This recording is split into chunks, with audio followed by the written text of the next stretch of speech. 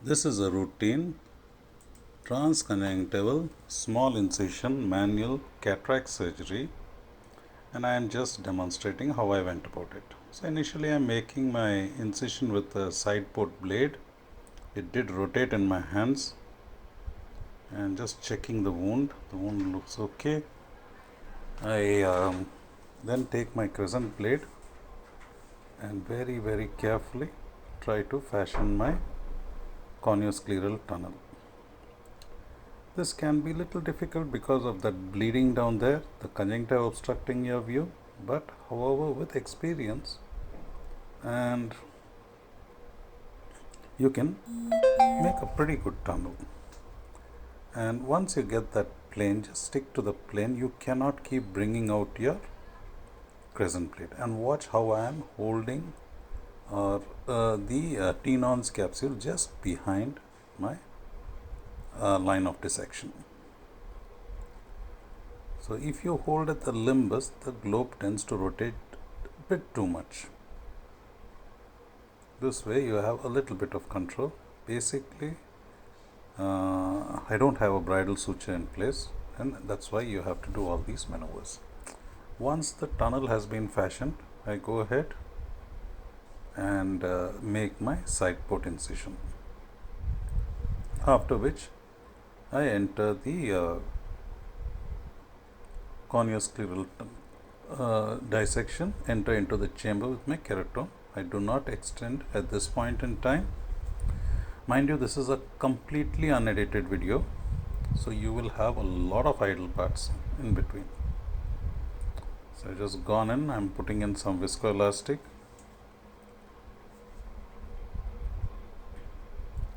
I then fashion my 26 gauge needle into a cystitome, and I plan to enter from the side port. Just before that, I am making another side port because I decided let me go ahead and do my cortical aspiration using the bimanual. I don't usually use the bimanual, I just use the Simcoe cannula, but I thought let me have a look and see whether this has any great advantage. So here it is now that I am fashioning my needle. Since it's unedited, I'm sorry, you just have to watch the entire process. This is for all beginners and starting surgeons. That's why I didn't edit anything in this video. And I'm fashioning my rexus. This will be around a 5.56 mm rexus. It's always on the larger side in an SICS.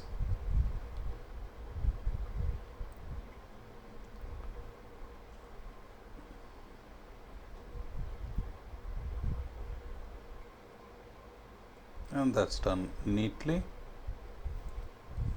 Once I have finished my rexus, I go ahead and open up the incision, and this is very important. Do not hydrodissect before you open up your entire incision.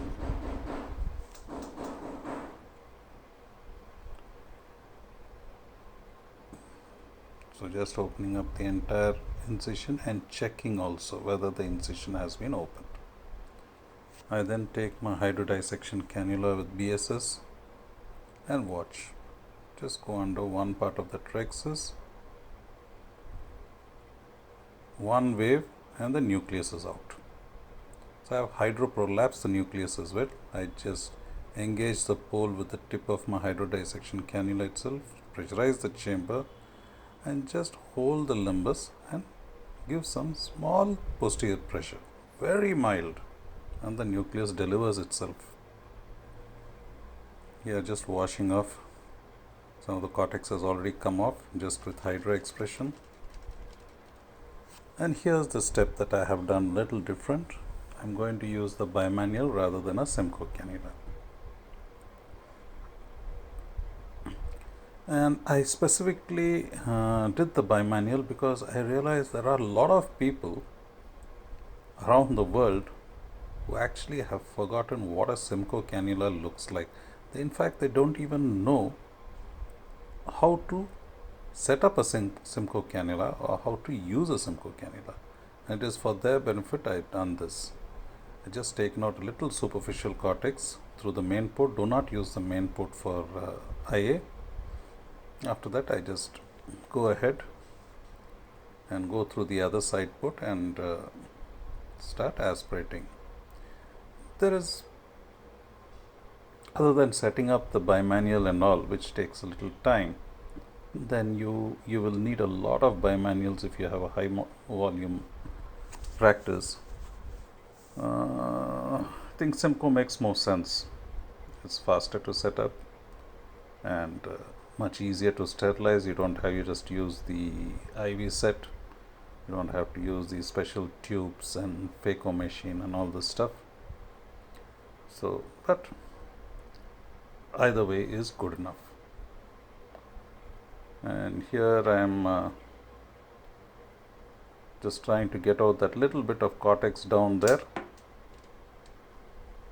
With a Simcoe, it would have been very, very easy. I could have just gone under that pupil and got it out.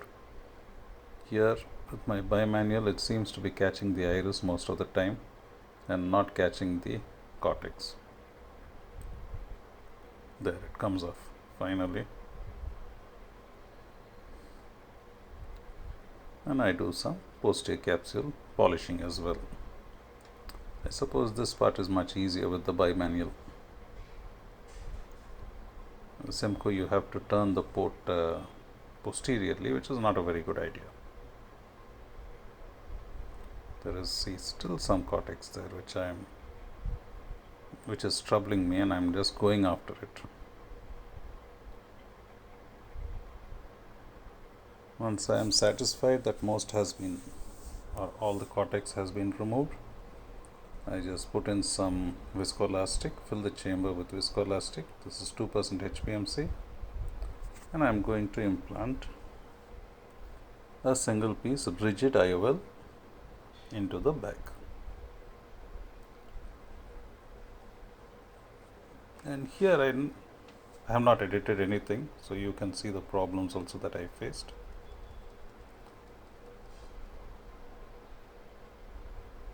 So as I put in my rigid lens, you can see the visco has escaped. But being the impatient person that I am, I just went ahead with the implantation. And it's not very easy to implant in a very shallow chamber. So I came out, put in some more viscoelastic. And obviously the superior haptic is out of the bag, so I have to go through the side port and dial it back into the bag.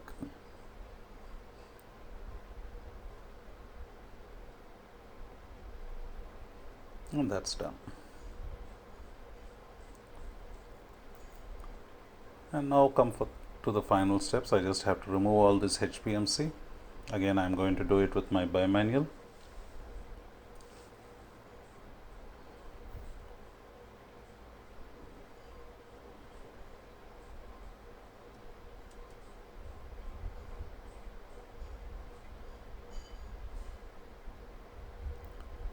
And once you remove the HPMC, the final thing is that I put in some intracameral antibiotic. Usually it is moxifloxacin all the time.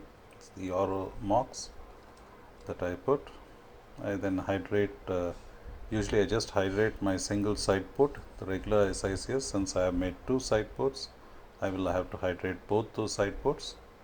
Check the integrity of the, that's my intracameral antibiotic going in.